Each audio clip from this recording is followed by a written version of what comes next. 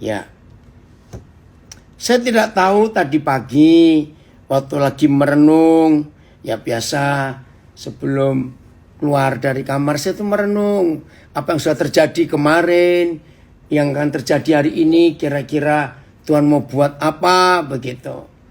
Nah pas merenung gitu tiba-tiba satu WhatsApp masuk. Saya kaget.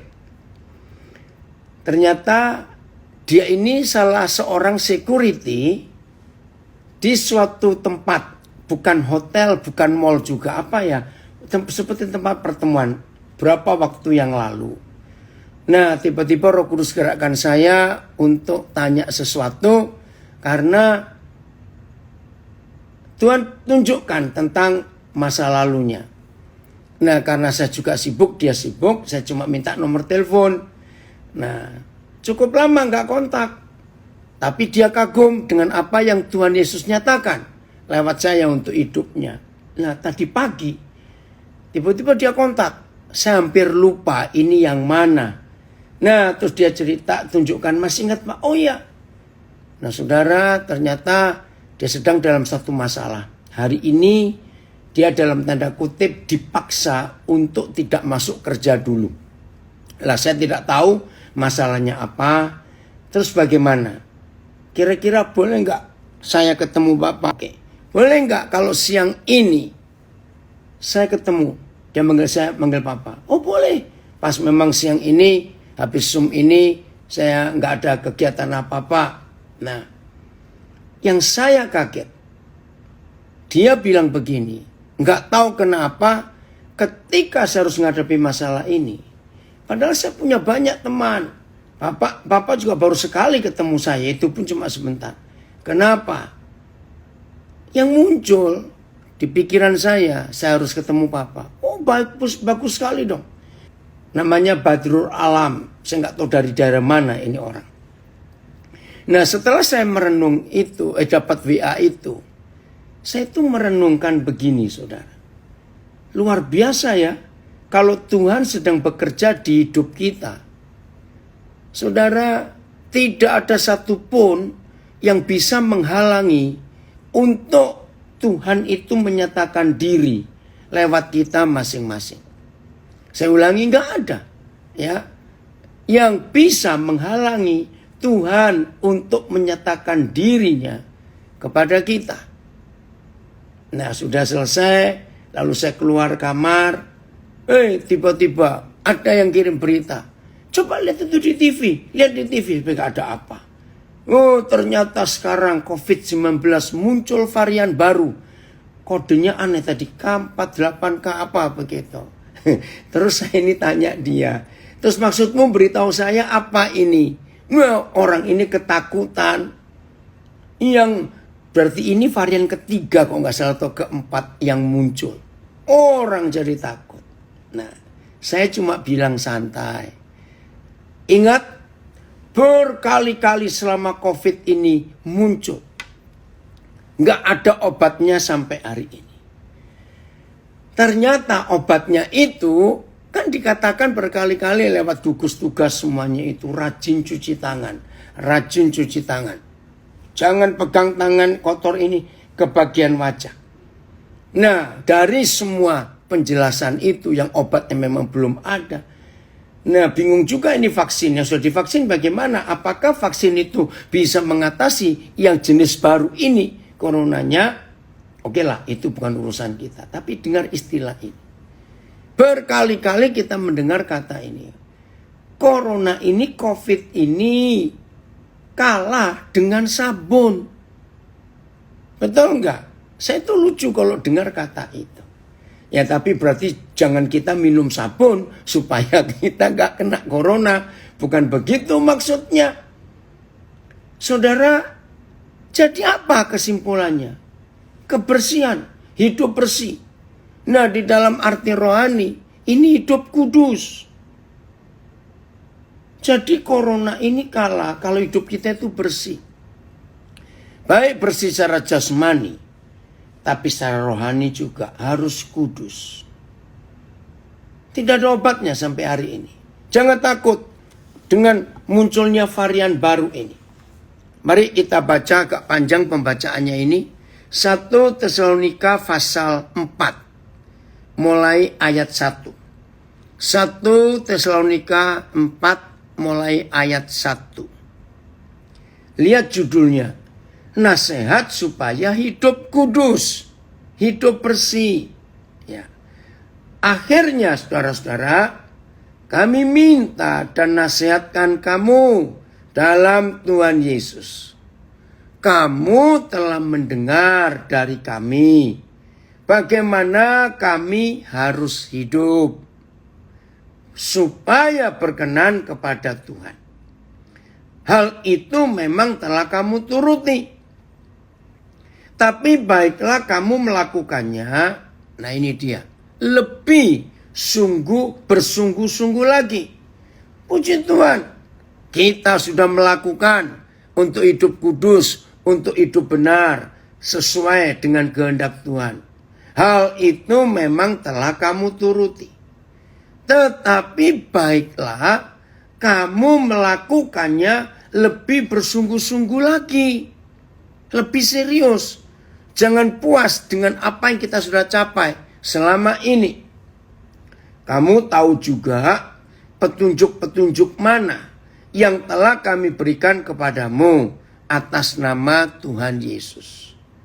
Saudara, selama setahun lebih ini, ya, setahun lebih sebulan ya, Maret tahun 2020, sekarang April 2021. Kalimat yang sering muncul, yang kita dengar di berita-berita dari protokol kesehatan yang pemerintah tetapkan, selalu ada kalimat ini. Ikuti protokol kesehatannya. Awal-awal 3M, sekarang 5M. Saya juga nggak tahu itu M-nya apa lagi yang lain. Ikuti. Nah, seperti ini yang dikatakan ayat 2. Kamu tahu juga petunjuk-petunjuk mana yang telah kami berikan kepadamu atas nama Tuhan. Petunjuk mana? Nah, kan sudah jelas. Jadi kita harus ngikuti ya apa yang Tuhan sudah berikan kepada kita. Termasuk apa yang protokol kesehatan itu beritahukan kepada kita. Indah bukan? Saya baca lagi ayat 2 supaya saudara itu makin yakin. Kamu tahu juga petunjuk-petunjuk mana yang telah kami berikan kepadamu atas nama Tuhan. Nah, petunjuk-petunjuk itu yang kita harus ikuti. Tidak boleh kita langkai. Ya, awas itu. Ya. Baik, ayat 3. Karena inilah kehendak Tuhan. Apa itu? Karena inilah kehendak Tuhan dalam pola hidup kudus ini. Apa itu? Pengudusanmu, penyucianmu, kebersihanmu. Yaitu supaya kamu menjauhi percabulan. Padahal kita tahu ada banyak macam jenis dosa. Tapi rupanya saudara, rupanya. Kalau membaca firman ini, pintu utama adalah percabulan. Perhatikan. Oh, memang ternyata si kunyuk itu paling mudah, paling gampang menjatuhkan kita manusia ini dengan pintu yang pertama ini, percabulan. Saya ulang ayat 3. Karena inilah kehendak Tuhan. Pengudusanmu. Yaitu supaya kamu menjauhi percabulan. Supaya kamu masing-masing mengambil seorang perempuan menjadi istrimu sendiri. Dan hidup di dalam, diulangi lagi, pengudusan dan penghormatan. Luar biasa. Maaf, semua kita sudah tahu. Berapa banyak penyakit-penyakit yang mengerikan. Karena free sex. Ya. Banyak sekali penyakit-penyakit yang mengerikan karena free sex. Maka itu di sini Tuhan sudah menyatakan akan kebenaran ini untuk kita hidup dalam pengudusan dan penghormatan. Penghormatan terhadap apa? Kita tinggalkan dulu 1 Tesalonika. Kita buka Ibrani 13 ayat yang keempat. Pengudusan dalam hal apa? Ini luar biasa, saudara. Nah, saudara yang di dalam LP, dalam perjuangan saudara, kami semua tahu itu cukup berat. Tapi percayalah, Tuhan Yesus dan Bapa di surga tidak akan membiarkan kita semuanya kalah di dalam masalah ini. Bentuknya bagaimana? Roh Kudus akan menolong. Nanti saya akan tunjukkan. Hendaklah kamu semua. Ingat tadi 1 Tesalonika 4 ayat 3. Dalam pengudusan dan penghormatan. Pengudusan kita tahu. Tapi penghormatan ini penghormatan kepada siapa? Penghormatan apa? Ternyata ayatnya di sini penjelasannya. Hendaklah, saya ganti. Kita semua penuh hormat terhadap perkawinan. Oh, yang kita harus hormati adalah perkawinan. Dan janganlah kamu mencemarkan, menajiskan, mengotori tempat tidur pernikahanmu. Sebentar. Nah, lihat itu ayat. Perkawinan harus dijunjung dengan penuh hormat oleh semua orang. Dan jagalah ranjang perkawinan supaya tetap murni. Oh, ini terjemahan sederhana Indonesia dari Bogor dapat kiriman. Hendaklah kita semua menghargai hubungan pernikahan kita masing-masing sebagai sesuatu yang kudus. Dan hendaklah hubungan suami istri dijaga supaya tetap murni. Karena Tuhan akan menghukum setiap orang yang berbuat cabul atau zina. Nah, jelas bukan? BIS apa? Semua orang harus menunjukkan sikap hormat terhadap perkawinan. Itu sebabnya hendaklah suami istri setia satu sama lain. Orang cabul, orang berzina akan diadili Tuhan. Oke, Selbir ya. Hendaklah kamu semua menaruh hormat terhadap pernikahan. Dan jangan najisi petiduran. Asal tempat tidur suami istri itu. Ya, jelas ya. Jadi dihormati. Ada komen dari Bali. Kekudusan sangat langka. Kekudusan sangat langka diberitakan di mimbar gereja. Itu sebabnya bangsa ini mudah tercemar. Percabulan bahkan para rohaniawannya justru jatuh dengan jemaat. Tuhan ampuni kami. Jelas ya, penghormatan. Dan kembali ke 1 Tesalonika 4. Ya, saya ulangi ayat 3 tadi. Supaya kamu masing-masing mengambil seorang perempuan menjadi istrimu sendiri dan hidup di dalam pengudusan dan penghormatan. Ayat 5. Bukan di dalam keinginan hawa nafsu seperti yang dibuat oleh orang-orang yang tidak mengenal Tuhan. Dan supaya dalam hal-hal ini orang jangan memperlakukan saudaranya dengan tidak baik atau memperdayakannya. Karena Yahweh adalah pembalas dari semuanya ini. Seperti yang telah kami katakan dan tegaskan dahulu kepadamu. Ayat kuncinya, ayat emasnya ada di ayat 7. 1 Tesalonika 4. Kita lihat ini. Tuhan memanggil kita bukan untuk melakukan apa yang cemar, melainkan apa yang kudus. Dan coba lihat ini berapa terjemahan ayat 7. Ini ayat emasnya. Ini ayat kuncinya. Oh, Amplified ya, saya akan baca terjemahan Amplified. Let marriage be held in honor, esteemed worthy Jadi pernikahan harus ditempatkan dalam posisi yang paling tinggi, dihormati, ya, precious, of great price, and especially dear. Pernikahan itu tak ternilai, nilainya sangat besar. Pasangan kita harus kita kasih, kita serius menjaganya in all things. And thus let the marriage bed be undefiled. Nah, marriage bed, ranjang pernikahanmu. Ini terjemahan Amplified. Baik, terjemahan lain ayat 7. 1 Tesalonika pasal 4. Tuhan, AYT, memanggil kita bukan untuk ketidakkudusan, melainkan untuk kekudusan. TL, terjemahan lama. Karena Tuhan sudah memanggil kita. Karena Tuhan sudah memanggil kita. Bukannya karena melakukan yang najis, melainkan yang kudus. PES.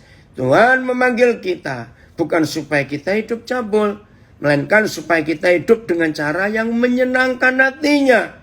MELT. Sebab Tuhan tidak memanggil kita berdasarkan kecemaran, tetapi di dalam kekudusan.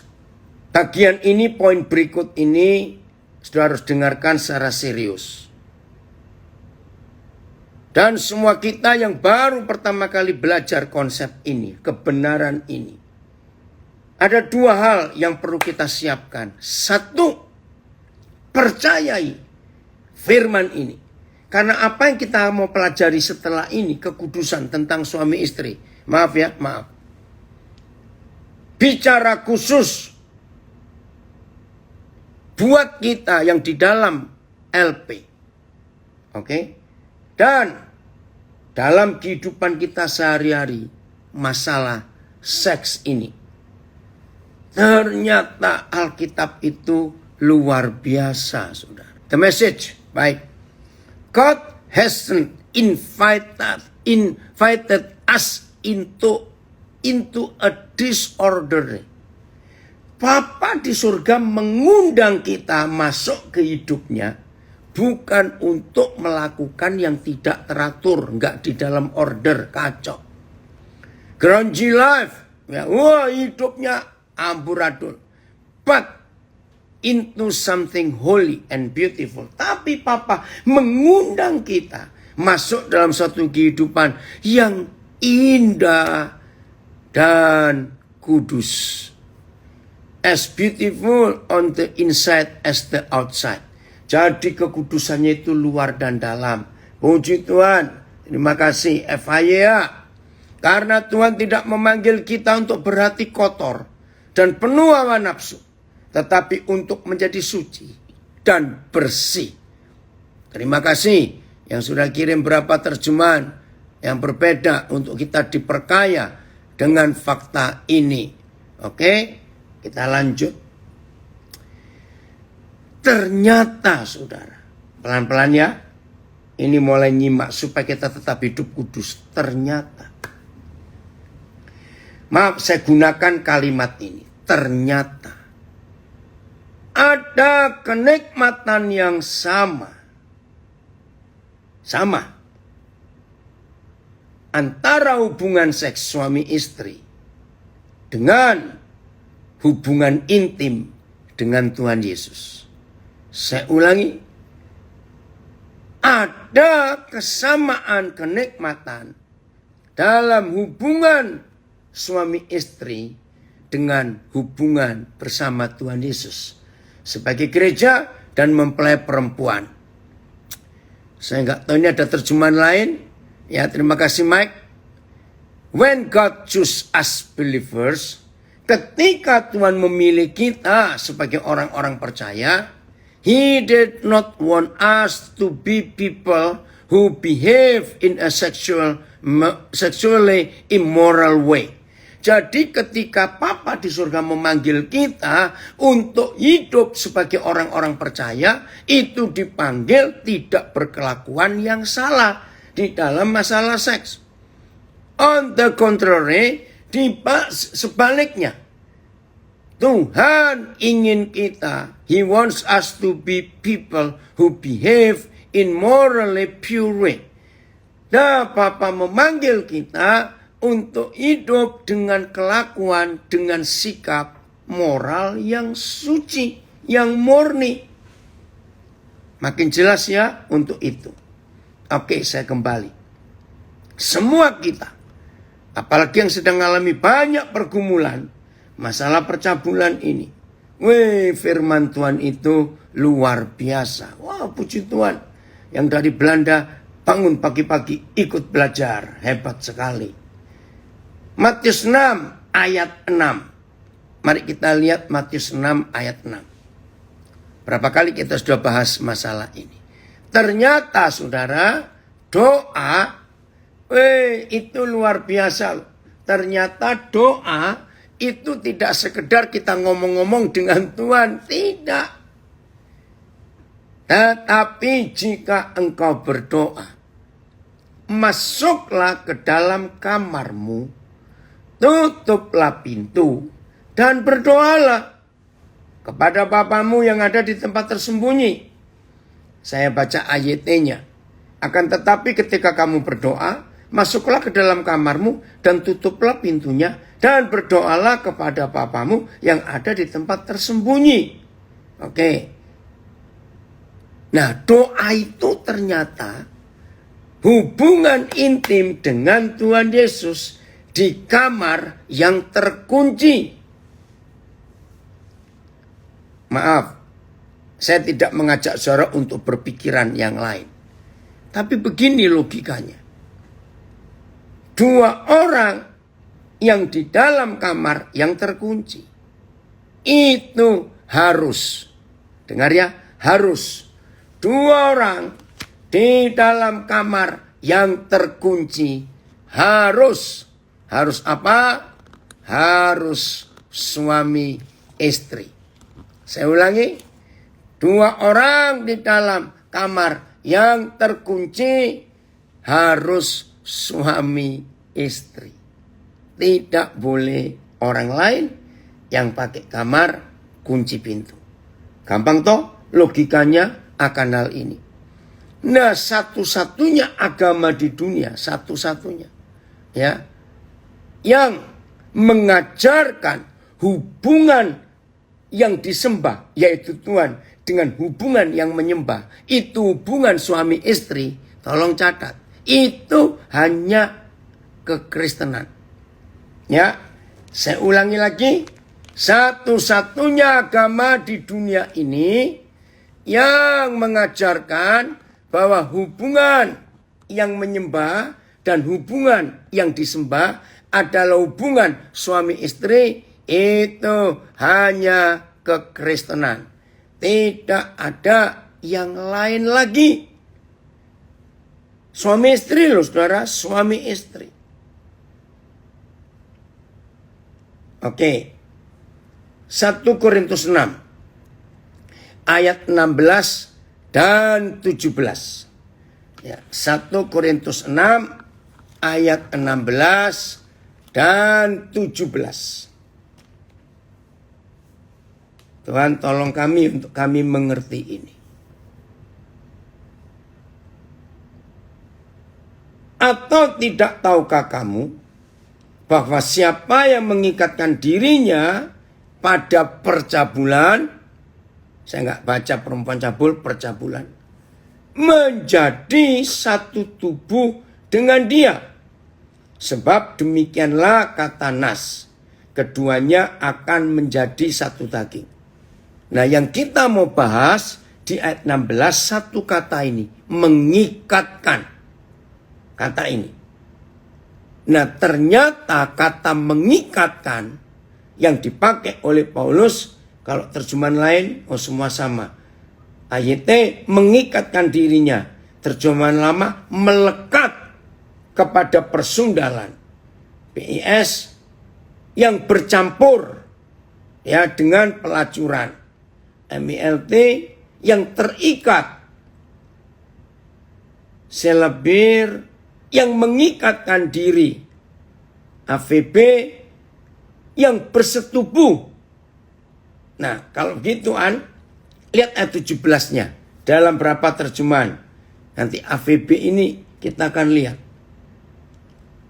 apabila seseorang, AVB dulu bagian terakhir, yang terakhir, apabila seseorang menyatukan diri dengan Yahweh, rohnya akan menjadi satu dengan roh Yahweh.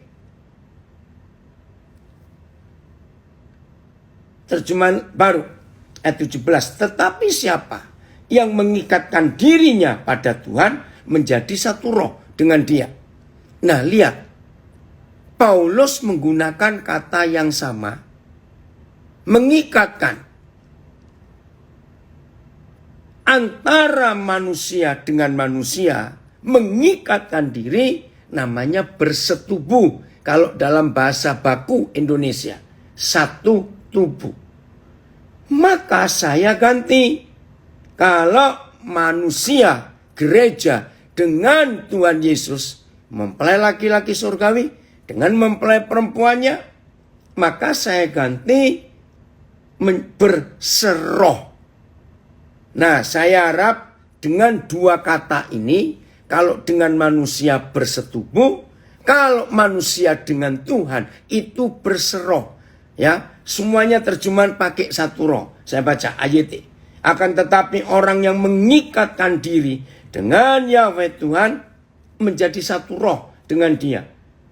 Terjemahan lama, tetapi orang yang melekat kepada Tuhan menjadi satu roh. BIS, tetapi orang yang menyatukan dirinya dengan Tuhan, roh Tuhan dengan roh orang itu menjadi satu. Oke, saya mau ulangi bahasa Indonesia sehari-hari BIS. Tetapi orang yang menyatukan dirinya dengan Tuhan, roh Tuhan dengan roh orang itu menjadi satu. Nah, kalau saya ulangi ayat 16 dengan kalimat yang sama dari terjemahan bahasa Indonesia sehari-hari, tetapi orang yang menyatukan dirinya dengan hubungan seks, berarti tubuh orang itu menjadi satu dengan pasangannya yang melakukan hubungan seks itu. Saya harap saudara nangkap ini ya. MLT. Namun orang yang terikat kepada Tuhan menjadi satu roh. Tetapi orang yang mengikatkan diri pada Tuhan menjadi satu roh dengan dia. Apabila seseorang menyatukan diri dengan Tuhan, rohnya akan menjadi satu dengan roh Tuhan. Wih, ini loh saudara. Maka saya simpulkan. Berarti dalam firman ini tidak mungkin kalau kita taat akan jatuh di dalam dosa percabulan. Kalau karena suatu keadaan suami istri itu terpisah. Maaf ya, saya harap saudara mengerti. Maka hubungan dengan Tuhan menurut firman ini sama indahnya, sama manisnya, sama nikmatnya, sama luar biasanya seperti hubungan gereja dengan Tuhan Yesus. Terjemahan The Message ini ya, bentar. Oh, ya, terjemahan The Message ayat 16 dan 17. There is more to sex than mere skin on skin. Pelan-pelan ini. Kulit dengan kulit. Maaf. Ada yang lebih lagi. Sex is as much spiritual mystery. Nah, ternyata The Message lebih menjelaskan. Jadi hubungan seks itu sebetulnya seperti rahasia hubungan spiritual, hubungan rohani. As physical fact. Sebagaimana hubungan persetubuhan yang nyata. Oh, message-nya jelas sekali. As written in scripture. Seperti yang tertulis. The two become one. Ayat 17.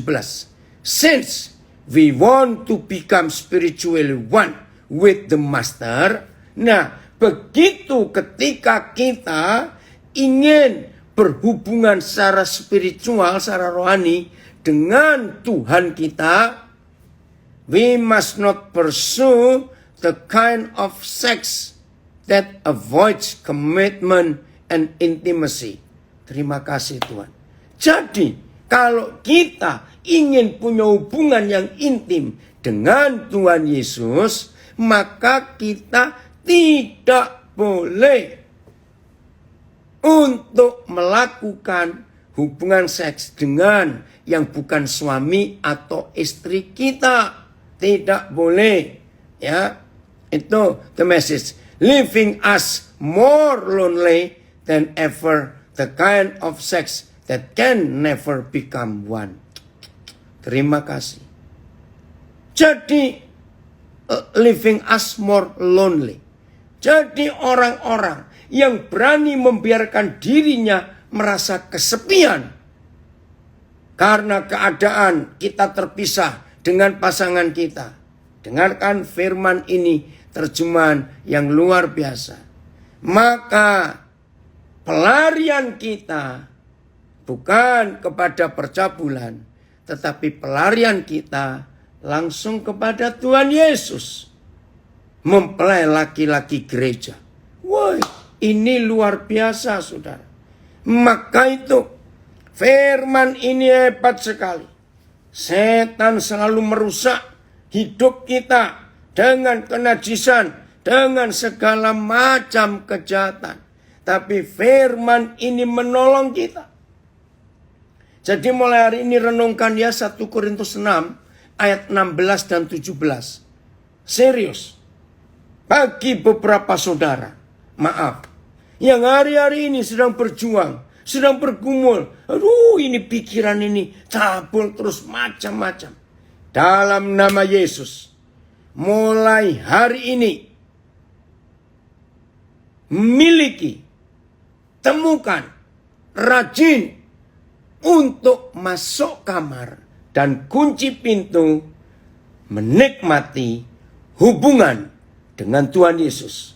Maaf saya pakai kalimat ini. Sama nikmatnya, sama indahnya, sama manisnya ketika suami istri melakukan hubungan itu. Dahsyat sekali. Lihat ada komen di Facebook. Benar juga. Kalau kita selalu mendengarkan firman, kita selalu tenang daripada mendengarkan suara lain. Terima kasih untuk konsep ini. Saya ulangi ya, ini komen bagus. Benar juga, kalau kita selalu mendengarkan firman, kita selalu tenang daripada mendengar suara lain. Jelas ya? Nah, cara merubah pikiran kita, mindset kita. Sederhana sekali. Jangan berkata, ya Tuhan kan gak bisa kita lihat. Tuhan kan gak bisa kita sentuh. Betul. Tapi percaya tidak. Ya, percaya tidak. Kalau kita diselimuti. Kalau kita dikuasai. Kalau kita, ini istilah, direndam. Dalam hadirat Tuhan. Mudah-mudahan pakai kata direndam ini membuat kita membayangkan sesuatu. Kalau kita ada dalam hadirat Tuhan, diselimuti, dimasukkan, disimpan, ditutupi, ditudungi, dan direndam dalam hadirat Tuhan. Saudara percaya tidak? Hidup ini luar biasa. Serius. Sama seperti kita merendam ikan di dalam garam, jadi ikan asin. Hidup ini akan luar biasa kalau kita bisa menikmati persekutuan dengan Tuhan. Maaf, dalam tanda kutip. Seperti nikmatnya hubungan suami istri. Berapa kali kita belajar? Saya pakai 3 istilah. Kalau kita bersekutu dengan Tuhan, kita itu sedang menyedot Tuhan, sedang menghisap Tuhan, sedang menyerap Tuhan. Dan hari ini kita gunakan kata, kita direndam dalam hadirat Tuhan. Direndam, saudara. Itu luar biasa. Nah, bagaimana kita nggak menyatu dengan Dia? Begini yang Tuhan inginkan untuk kita belajar. Ya, di Lapas Bondowoso ada apa? Saudara diskusi apa? Ya. Maka itu mulai hari ini konsep kita doa harus kita ubah. Saya ulangi, mulai hari ini konsep doa kita harus kita ubah. Bukan cuma nyerocos sendiri, tidak, tapi menikmati, bersekutu dengan Tuhan. Kapan saya lupa pernah belajar, pemazmur pernah menulis begini, kecaplah dan lihatlah betapa baiknya Tuhan itu. Dalam bahasa Inggris pakai istilah taste the Lord. Taste itu mencicipi, nikmati Tuhan. Woi, sulit saya membayangkan. Karena apa? Maaf, menurut pemazmur itu ternyata Tuhan itu bisa dimakan. Dalam tanda kutip. Karena bisa dikecapi. Nyam, nyam, nyam, nyam. Begitu loh saudara. Nikmati Tuhan. Kecaplah. Ya, betapa baiknya Tuhan kita. Nikmati. Tuhan itu bisa kita kecapi. Keren gak itu saudara? Oh, terima kasih Papa. Maka itu mulai hari ini, ayo semua kita, ya semua kita, mulai merubah konsep doa kita. Kita rubah konsep doa kita. Yaitu menjadi hubungan intim. Musa adalah seorang saudara kita yang mengalami itu. Saya ulangi, Musa, ya, seorang saudara kita yang sudah direndam. Ini saya katakan, direndam dalam hadirat Tuhan, Musa. Maka itu hidupnya mengalami perubahan yang luar biasa. Terima kasih dari LP Bondowoso. Saudara yang baju hitam, serius dengar ya. Jangan diskusi sendiri dengan teman saudara. Oke. Nah, kalau kita mulai hari ini saudara bisa menikmati Tuhan. Kalau kita mulai hari ini bisa menyerap Tuhan. Maaf. Itulah indahnya persekutuan kita dengan Tuhan. Karena kita bisa kecap Dia. Kita bisa rasakan Dia hadir dalam hidup kita. Wih, Tuhan kita ajaib sekali. Kasih-Nya luar biasa. Dan ini yang tertulis di kitab suci. Bagaimana Tuhan menolong kita untuk menikmati hadirat-Nya setiap hari. 24 jam penuh. Maka itu terbukti dengan adanya COVID-19 ini. Kehidupan ibadah kita berubah total. Nggak bisa rame-rame seperti dulu lagi. Setahun lebih ini sudah kita ya. Tapi di rumah masing-masing. Secara pribadi. Dengan handphone kita. Dengan laptop kita. Tapi kita percaya Tuhan hadir bersama dengan kita. Kita bisa menikmati Tuhan itu.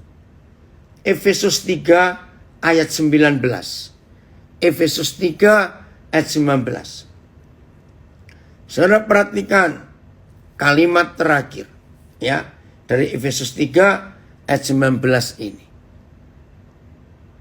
Bapa, terima kasih, kasih-Mu luar biasa.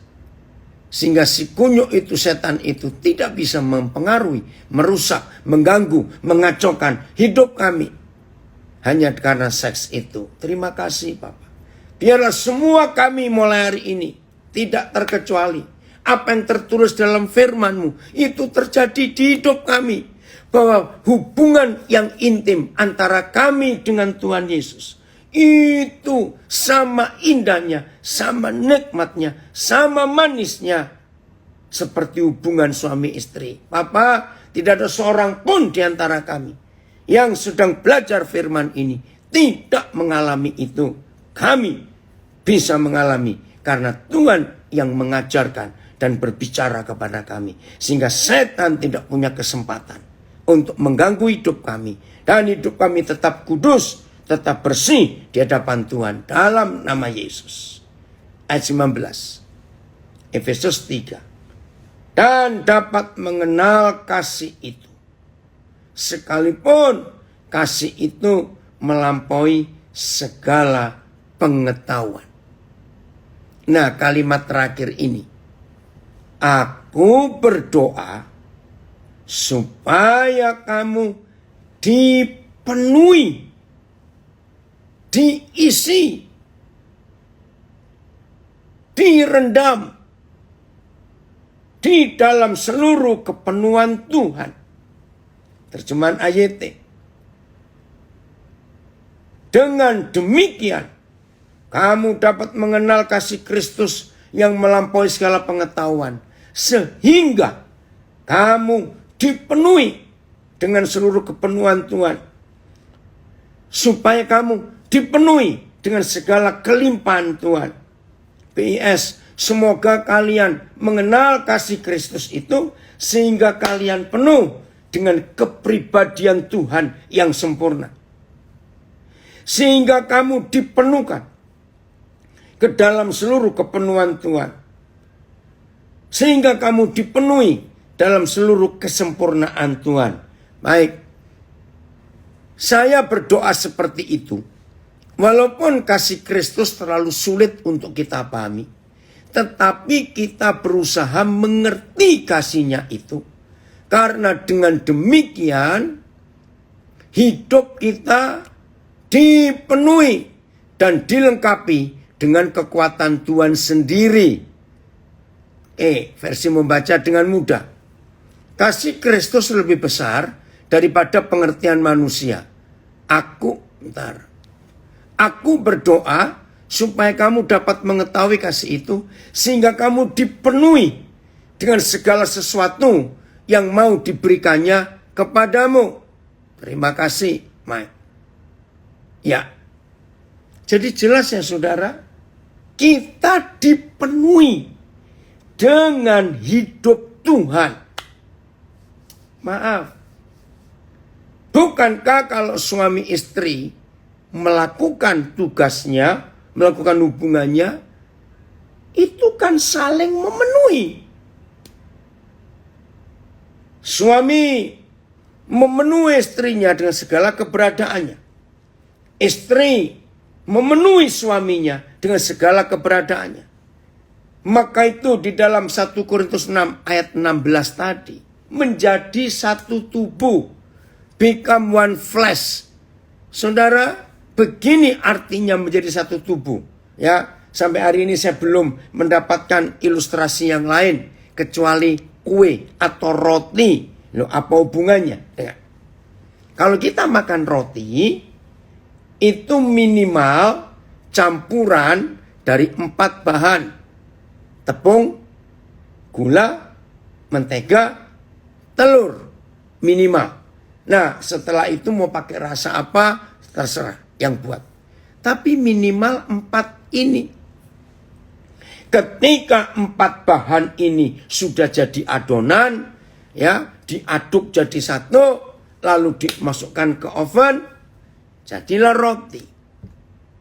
Ini ilustrasinya. Kalau sudah menjadi satu daging, sudah saling mengisi hidupnya itu. Bisakah tepung, gula, mentega, telur yang sudah jadi satu menjadi roti itu kita pisahkan dan kembali jadi tepung lagi, telurnya jadi telur lagi, menteganya jadi mentega lagi, gulanya jadi gula lagi? Nggak ada yang bisa. Sudah tercampur jadi satu. saudara. Begitulah hubungan kita di dalam intimasi. Hubungan intim di kamar yang terkunci tadi dengan Tuhan Yesus. Wih, itu luar biasa, saudara. Maka itu, kalau ada di antara kita yang hari ini belajar dan kita belum pernah bisa menikmati seintim itu hubungan kita dengan Tuhan Yesus. Ayo, mulai hari ini kita melakukan. Horas, anak saya ini, Ambang, halo, sudah lama nggak ketemu. Ada yang komen, berendam dalam kekudusan hadiratnya. Nikmati keintiman pribadi bersama dia. Betul. Saya ulangi komen ini. Berendam. Direndam dalam kekudusan hadiratnya. Nikmati keintiman pribadi bersama dia. Luar biasa. Jadi doa itu bukan kita ngomong sendiri. Memberitahukan apa-apa dengan kepada Tuhan. Tidak. Tapi serius. Ini yang Tuhan ingin kita lakukan dalam hidup kita sebagai orang-orang percaya. Hubungan intim ini loh, yang kita bisa nikmati setiap saat. Setiap saat. Roh Kudus menolong kita semua. Bagi kita yang masih berjuang, masih bergumul ya dengan masalah ini, jangan pernah menyerah kalah lagi. Percayalah, Tuhan akan tetap melakukan kehendak-Nya. Ya. Ini yang Tuhan mau untuk kita lakukan. Jadi dipenuhi oleh hidup Tuhan sendiri. Dipenuhi oleh hidup Tuhan sendiri. Bukan dipenuhi dengan yang lain. Maka itu saudara, dalam perjanjian lama, kita lihat di perjanjian lama. Mengapa hal yang paling banyak Yahweh Tuhan tegur itu tentang perzinahan? Kenapa? Karena itu merusak hubungan dengan Tuhan sendiri. Oh, terjemahan The Message. Terima kasih, Rick. Lives full in the fullness of God. Hidup yang dipenuhi dengan kehidupan adalah hidup yang dipenuhi oleh pribadi Tuhan. Ya, saya ulangi. Terima kasih, The Message.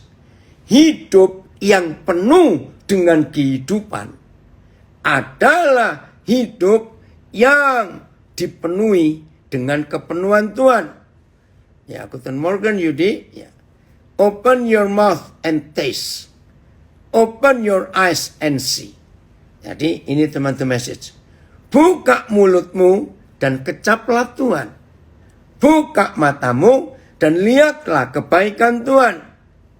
Blessed are you who run to Him.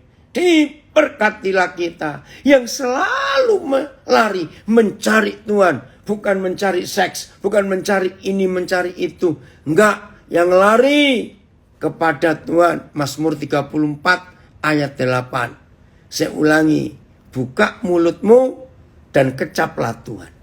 Buka matamu dan lihatlah betapa baiknya Tuhan. Dan diberkatilah orang yang selalu lari menuju Tuhan, mencari Tuhan, bukan yang lain. Makasih untuk terjemahan The Message.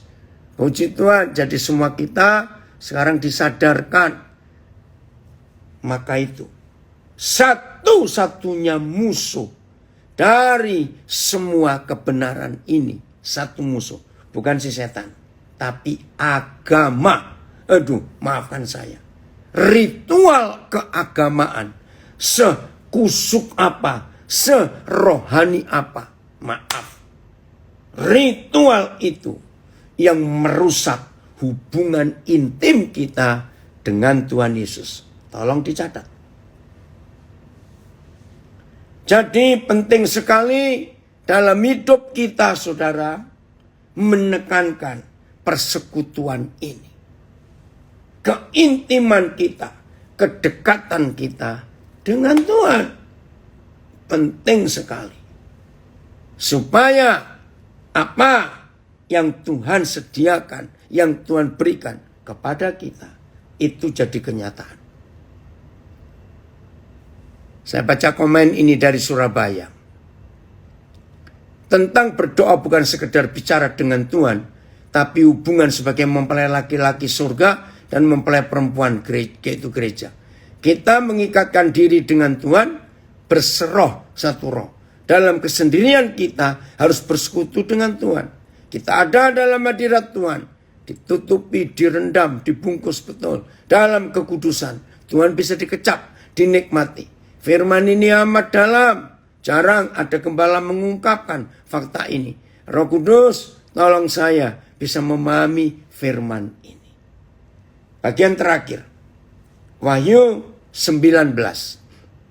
Wahyu 19. Mulai ayat 6. Wahyu 19 ayat yang ke-6.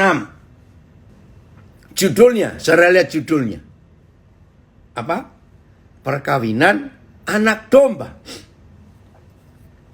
Ada nggak yang punya Alkitab terjemahan lain? Saya ingin tahu judulnya ini apa.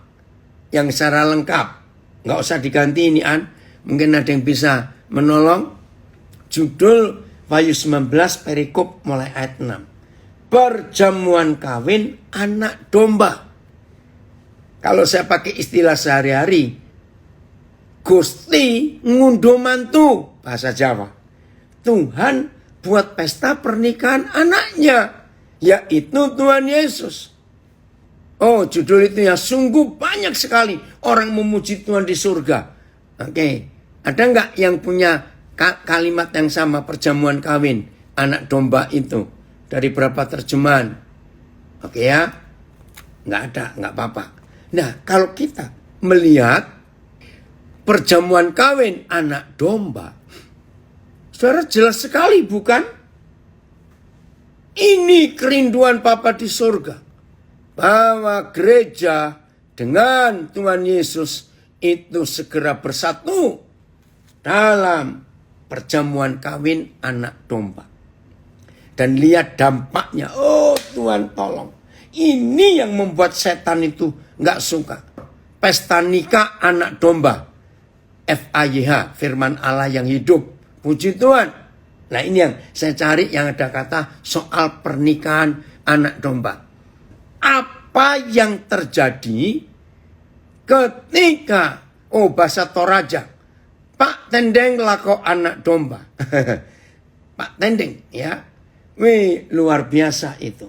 Apa yang terjadi setelah perkawinan anak domba ini terjadi, yaitu bersatunya kepala gereja Tuhan Yesus dengan kita gerejanya sebagai mempelai perempuannya. Apa yang terjadi? Sayangnya dalam terjemahan dalam penulisan Alkitab ini, coba saudara lihat ayat 11. Nah, ada terjemahan yang tidak pembagian yang kurang tepat menurut saya. Ayat 11 terpisah dengan judul lain, firman Tuhan. Nah, seharusnya, tolong semua kita yang belajar, seharusnya ayat 6 sampai ayat 15 ya, itu harusnya satu. Nggak boleh diputus dengan topik beda. Firman Tuhan. Enggak. Ini satu. Oh, ayat 8. Maaf. Wahyu 19 ayat 8. Saudara perhatikan. Oh, puji Tuhan. Saudara dari Singapura gabung. Iya. Apa kabar kalian Singapura? Iya. Dan kepadanya, kepada pengantin perempuan, dikaruniakan supaya memakai kain lenan halus yang berkilau-kilauan dan yang putih bersih, Kembali soal kekudusan, putih bersih. Lenan halus itu adalah perbuatan-perbuatan yang benar dari orang-orang kudus. Nah, siapa yang pakai kain lenan halus itu? Ayat 7. Marilah kita bersukacita dan bersorak-sorai dan memuliakan Dia, karena hari perkawinan anak domba telah tiba dan pengantinnya telah siap sedia. Oh, terjemahan sebentar, ini lebih jelas ya, karena di bahasa Indonesia terjemahan baru ayat 8 tidak disebutkan pengantin, cuma kepadanya dikaruniakan. Sebetulnya sama, cuma ini ya terjemahan sederhana ayat 8 ayat 19, kepada pengantinnya. Nah, ini jelas. Sudah diberikan jubah dari kain lenan halus, lenan putih yang sangat bersih dan mengkilap. Pengantin perempuannya adalah gambaran semua umat Tuhan yang dikuduskan lewat pekerjaan Kristus. Sedangkan lenan putih dan bersih adalah perbuatan-perbuatan benar yang dilakukan umat Tuhan. Maka itu saya ulangi lagi, COVID-19 itu kalah dengan sabun. Luar biasa, saudara. Oke. Oh, ini terjemahan The Message-nya. The marriage of the Lamb has come. His wife has made herself ready. Pengantin perempuannya, istrinya sudah menyiapkan diri. She was given a bridal gown. Wah, diberi pakaian pengantin yang mewah, gaun of bright and shining linen. Terima kasih Tuhan. Itulah kekudusan, itulah perbuatan-perbuatan benar yang Tuhan percayakan kepada kita. Nah, ayat 11 sekarang. Oke, ayat 11 supaya kita jelas. Lalu aku melihat surga terbuka. Sesungguhnya ada seekor kuda putih, dan ia yang menungganginya bernama yang setia dan yang benar. Ia menghakimi dan berperang dengan adil. Dan matanya bagaikan nyala api, dan di atas kepalanya terdapat banyak mahkota. Dan padanya ada tertulis suatu nama yang tidak diketahui seorang pun kecuali dia, ia sendiri. Lihat ayat 13. Dan anak domba itu memakai jubah yang telah dicelup di dalam darah, dan namanya ialah firman Tuhan. Jadi ini masih hubungan pesta nikah tadi. Nah, ayat 14 ini yang membingungkan terjemahnya. Dan semua pasukan yang di surga mengikuti dia. Wajar kita itu bingung dengan kata semua pasukan. Loh, tadi kan bicara pengantin, bicara pernikahan. Lah kok tiba-tiba ada pasukan? Nggak nyambung. Tapi dengar, lihat kejelasannya. Pasukan itu siapa? Dan semua pasukan yang di surga mengikuti dia, dan mereka menunggang kuda putih. Perhatikan. Dan memakai lenan halus yang putih bersih. Ayo ingat. Siapa yang pakai lenan halus yang putih bersih tadi? Tolong jawab dong. Supaya kita bisa belajar. Siapa? Ya. Oh, bahasa Jawa.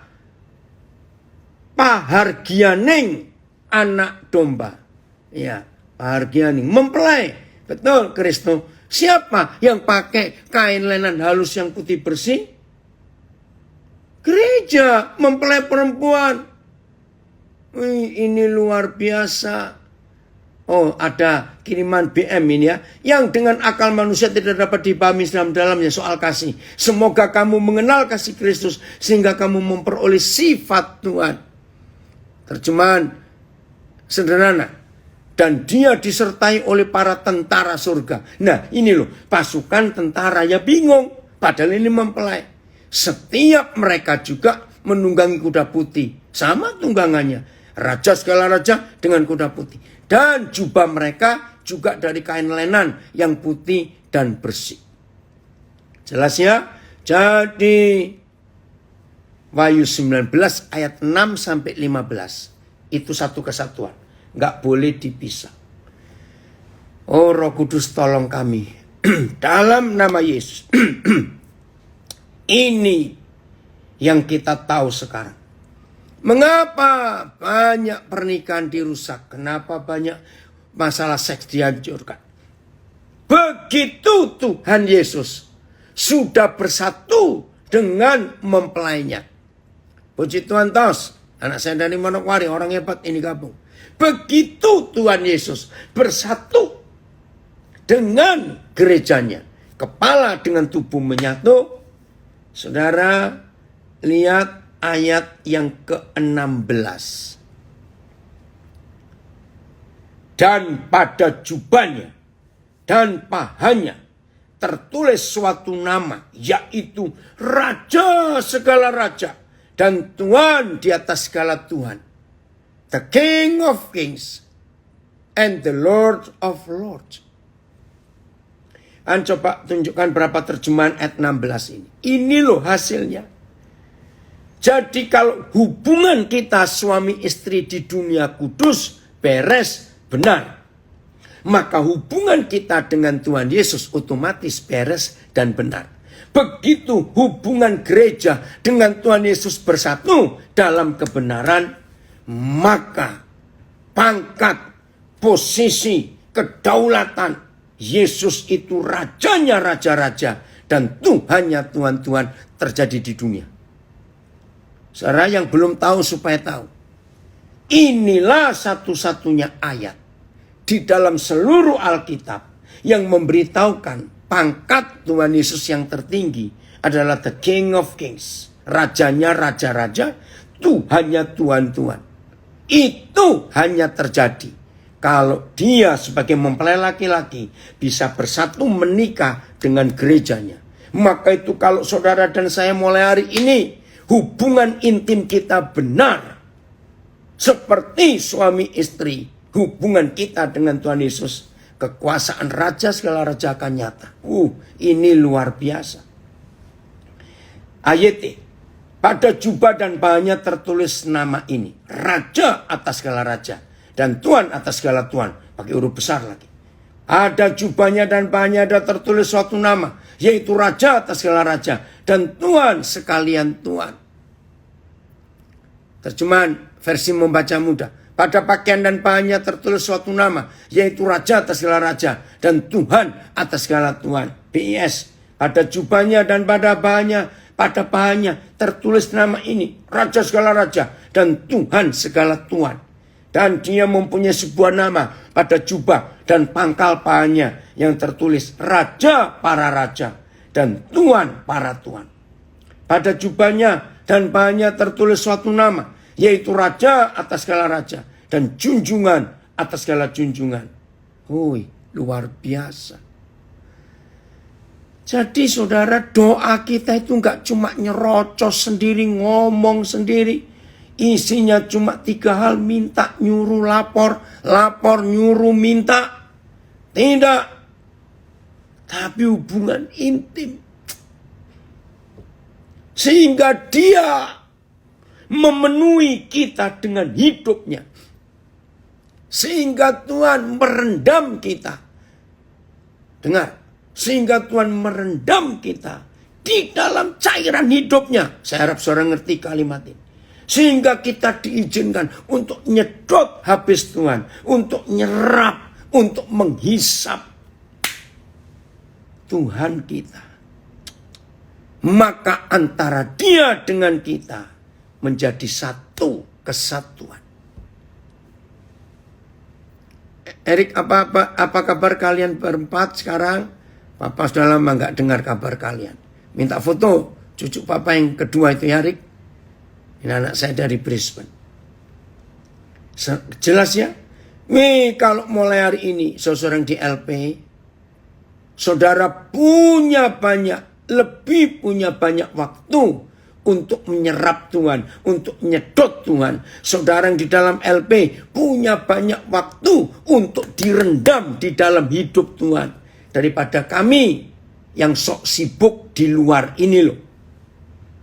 Nah itu kalau saya jadi Tuhan, yang banyak alasan di luar ini, nggak punya waktu dengan Tuhan.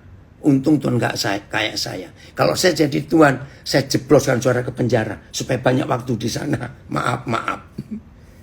Karena yang LP Pasuruan senyum-senyum, senangnya punya teman baru nanti. Saudara, maka itu gunakan waktu yang ada ini untuk bisa menyedot Tuhan sepuas-puasnya, untuk bisa menyerap Tuhan sepuas-puasnya. Dari Jakarta orang Gorontalo komen, kami yang sok sibuk, bener banget. Betul. Ayo ya, mulai hari ini kita menikmati Tuhan, menyedot Tuhan, menyerap Tuhan, menghisap Tuhan. Oh, kita direndam dalam hadirat Tuhan. Kita dipenuhi dengan hidup Tuhan sendiri. Hidup itu luar biasa. Jadi Roh Kudus menolong kita untuk kita jadi pemenang. Nggak kalah lagi oleh segala keadaan. Tuhan Yesus memberkati kita semua. Nikmati persekutuan dengan Tuhan seperti nikmatnya hubungan suami istri. Haleluya.